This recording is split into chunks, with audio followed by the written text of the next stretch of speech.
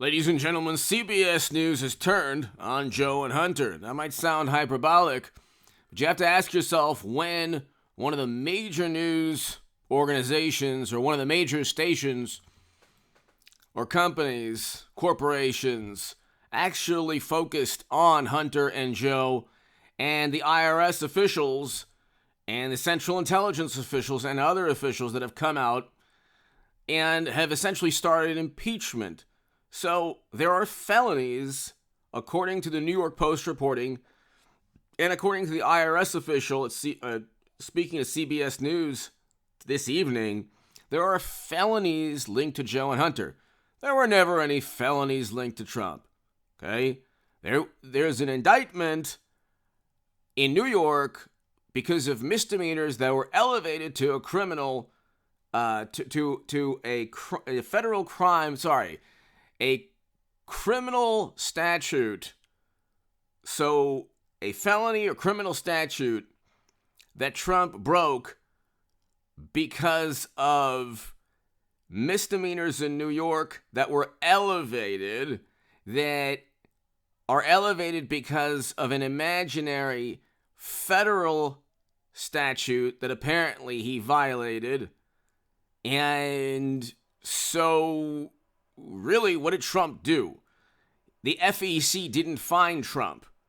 And this is a hush money payment that was really an extortion attempt by Stormy Daniels.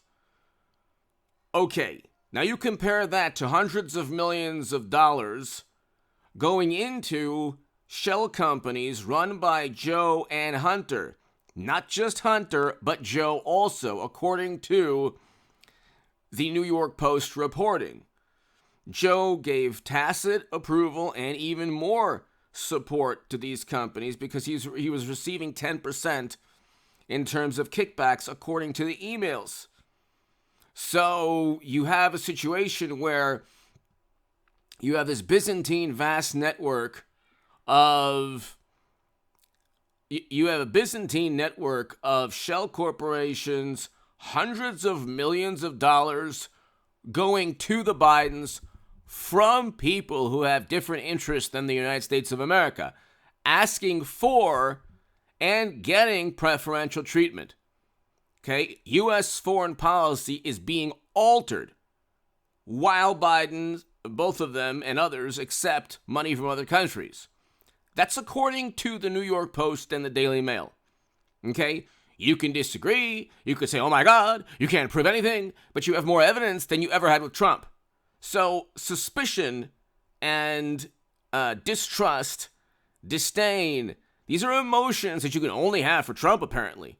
But they take it overboard with Trump. Like, they don't have anything with him. They have nothing. They say, we got people in the Mueller probe. These were process crimes that had nothing to do with the actual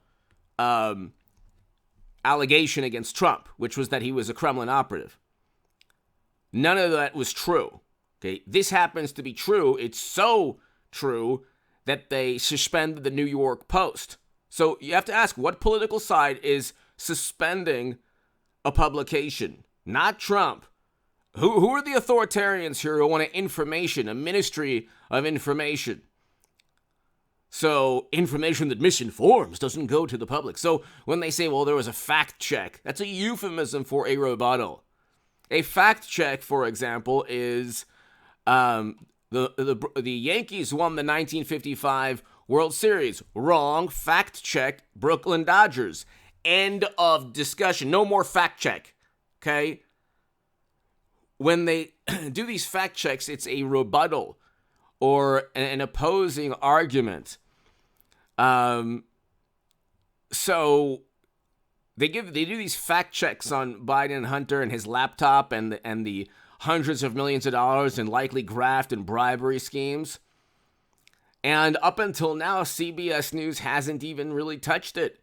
I mean, a little bit. There was actually some good reporting on this, on the 150 activity reports that financial institutions deemed possibly illegal, linked to the Bidens. But other than that, you're not going to get ABC or NBC News. No way. That ain't happening.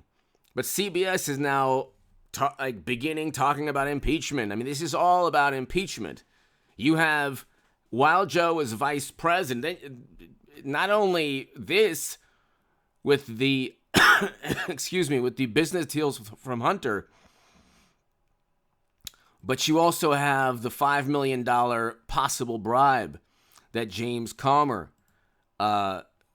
came out with today. So the House Oversight Committee chairman, $5 million bribe that the Federal Bureau of Investigation knew about, but apparently isn't doing anything about, or, trying their best to just not address. I do think that the Federal Bureau of Investigation will eventually, inevitably side with Trump. In a very bizarre way, I think that's going to happen. But here you have Comer and Grassley blast Federal Bureau of Investigation for refusing to provide subpoenaed record alleging then VP engaged in a bribery scheme. So here you have $5 million is narrowing the breadth by providing two additional terms that may be referenced different forms. These terms relate to the date on the form reference. So the Federal Bureau of Investigation eventually will have to go ahead and comply, because you have James Comer and other Republicans talking about suspending or cutting funding. So, and it's only a matter of time, too, because what happened, you look at what happened with Watergate. Nixon was very, very, very powerful. Then you had one official, top official at the Federal Bureau of Investigation take down his entire presidency. You just need one top Federal Bureau of Investigation official to do the same thing. I'm not advocating for that. I'm just saying it's probably going to happen. Because what takes place is these are government agencies that gravitate towards political power and influence. Biden's administration has squandered away any influence that Democrats have had. You might think that they still have a lot of influence, but really they don't have Twitter anymore. The country, it does not. People don't look fondly. They don't admire Biden at all. We have bank runs. The economic environment with inflation is terrible. Real wages are down. The catastrophe in Europe is getting worse. I mean, this is Biden's foreign policy. I said it was a moral imperative to have voted for Trump because of foreign policy. It really was. For people who aren't into politics, they think that Trump is like a menace and that Biden isn't that great, but at least he's better than Trump. It's like, well, no, look at what's happening in Europe.